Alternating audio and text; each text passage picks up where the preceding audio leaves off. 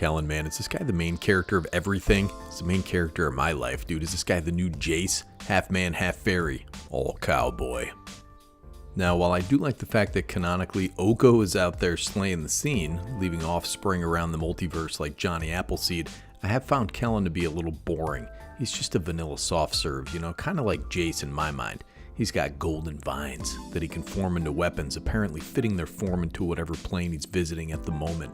He possesses the magical ability to obtain the hottest drip of the planes he's chilling on. Look at this guy.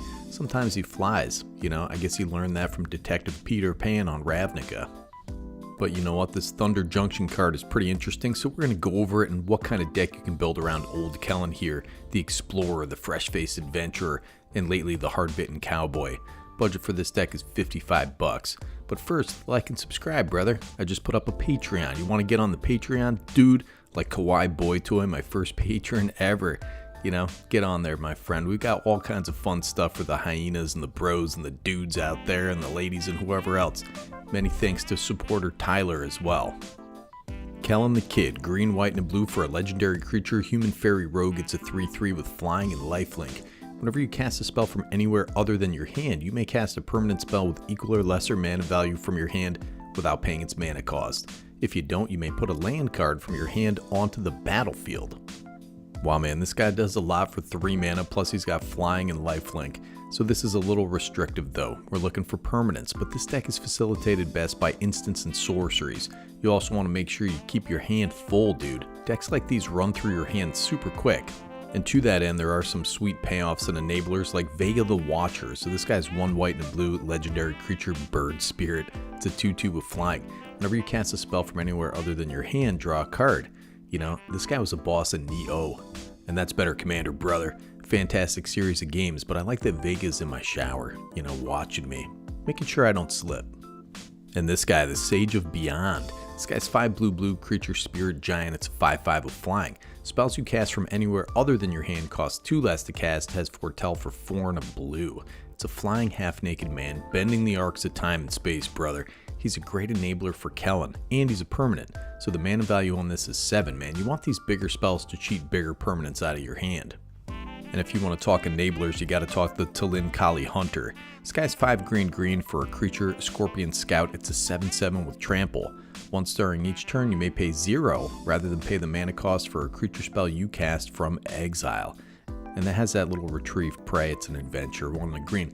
Exile target creature card from your graveyard. Till the end of your next turn, you may cast it. This is just a scorpion with opposable thumbs, dude. We would really have a war on our hands if these guys showed up in Vegas. That ability can be bonkers in a Kellan the Kid deck. Great enabler. Now, as far as payoffs and enablers go, there aren't that many payoffs casting spells from anywhere other than your hand. But this guy does point to adventure cards. You have cards like the Virtuous Strength here. So this is 5 green. It's an enchantment, so it's a permanent. If you tap a basic land for mana, it produces 3 times as much of that mana instead. Also has an adventure portion here. This is a great way to get cards in the exile, man, the adventures. Kellen's trigger is cast from anywhere other than your hand trigger, so even if it gets countered, you get the free permanent from your hand. Now, one of Kellen's prior incarnations is also an adventure card. It's the Inquisitive Prodigy. 2 green and a blue for a legendary creature, Human Fairy Detective. Has flying and vigilance. This is a 3/4. Whenever this guy attacks, destroy up to 1 target artifact. Not bad. If you controlled that permanent, draw a card, so you can basically get your little clue out there, man.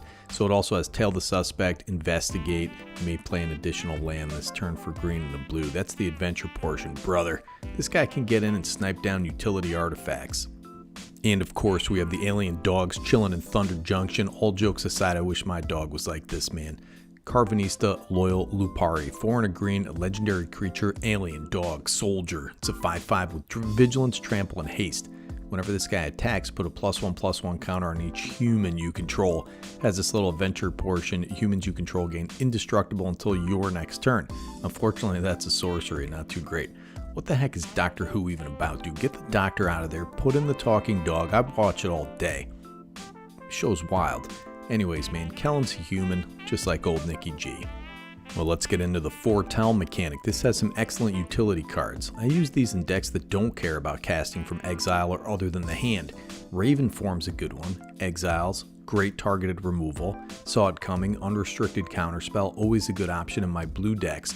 Cards like Mystic Reflection, 1 in the blue for an instant. Choose target non-legendary creature. The next time one or more creatures or planeswalkers enter the battlefield this turn, they enter as copies of the chosen creature has Foretell for 1 blue mana. This card is better than it looks at first blush. Somebody cast their build around commander. Well, now it's a 1/1 soldier. You cast a Birds of Paradise? Nope, dude. It's your opponent's Consecrated Sphinx. Foretell it. Choose your moment, feel clever, look cool in front of your imaginary girlfriend. The Foretell mechanic also has board wipe technology and anti-board wipe technology here with Doomscar and Cosmic Intervention. Both are excellent options in this deck. And of course, Ethereal Valkyrie, 4 white and a blue for a creature spirit angel. It's a 4/4 with flying. Whenever this thing enters the battlefield or attacks, draw a card, then exile a card from your hand face down. It becomes Foretold. Its Foretell cost is its mana cost reduced by 2 generic mana. I really like this card. Its base stats are a little weak, but as an enabler for a commander like Kellen the Kid, it's got a lot of utility, man, plus you draw a card on ETB. Now listen, man, do you want a dang mammoth in your deck or not because you got the battle mammoth out there? This guy's got Foretell for 2 green. It's just a big 6/5 trampler. Whenever a permanent you control becomes the target of a spell or ability an opponent controls, you may draw a card. Listen, man, if I was a battle mammoth, I'd watch out for Legolas running up my tusks, dude. Come stab me in the eye holes. So listen, I know Suspend exists, but since Kellen doesn't interact with time counters, this probably isn't the deck for that. Now, Cascade is casting a card from exile, so a Modi might be a nice value piece. Just don't use this ugly piece of crap or you'll be laughed at, brother. Listen, man, you want to talk about flashbacks? I've been having flashbacks of Woodstock 99 ever since I left the airfield. I've been messing with flashback forever. Check out this bad boy, Deep Analysis. You get a lot of value off of cards like this. Now we also want permanent spells that let us cast spells not in our hand, like the Diluvian Primordial. This guy's 5 blue, creature avatar. It's a 5/5 with flying. When it enters the battlefield, for each opponent, you may cast up to 1 target instant or sorcery card from that player's graveyard without paying its mana cost. If a spell cast this way would be put into a graveyard, exile it instead. This guy used to be a commander powerhouse. You know, you get ramp spells mostly. Later in the game, you get some better, bigger spells. I've always liked this fella. I feel like it's a little slept on due to the fact that it's a 5/5 flyer. Now this guy's running out to Sephora. He's getting all dazzled up. It's the Dazzling Sphinx. 3 blue, creature Sphinx. It's a 4/5 with flying. Whenever this guy deals combat damage to a player, that player exiles cards from the top of their library until they exile an instant or sorcery card. You may cast that card without paying its mana cost.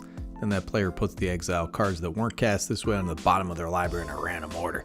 Not a bad stat line. Can't really whiff, but you may get some crappy counter spell or something. That would really stink. But casting it pays off Kellen's ability even if it fizzles. Now Rashmi is just kind of a good value piece in any of these decks, man. Whenever you cast your first spell each turn, reveal the top card of your library. You may cast it without paying its mana cost if it's a spell with lesser mana value. If you don't cast it, put it in your hand. You're basically drawing a card with your first spell each turn, man. Nothing quite like a hot elf lady that lets you cast stuff for free. Get me an order of free Parmesan chicken tenders while you're at it. Nobody ever expects Durnan of the Yawning Portal. So this guy's 3 and a green, legendary creature, human warrior. It's a 3/3.